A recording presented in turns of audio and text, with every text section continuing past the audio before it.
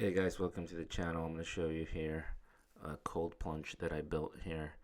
Um, Let me take the cover off here. I got this cover off Temu, pretty cheap, maybe 15, 20 bucks, something like that, maybe less. I can't remember. Um, Here's the pump. The water goes in through the bottom and it gets filtered out and it comes out the top. And I had trouble using in the pump and those fittings there. You can see that it's kind of white. That's from the flexi seal that I had to use to keep it from dripping, and it just would not seal properly. I don't really like the way it looks like with the white. Maybe I'll paint that later.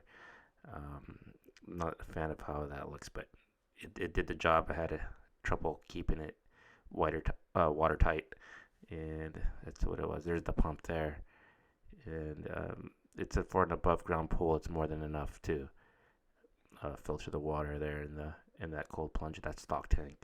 So it's more than enough for it.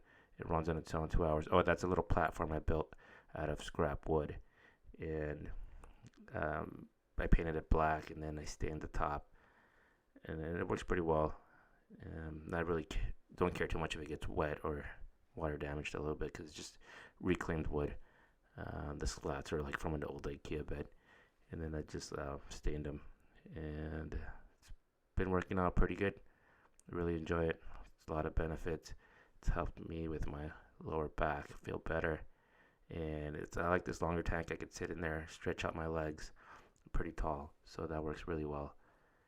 And I hope you guys like it, and maybe get an idea of how you want to build your tank. And thanks for watching.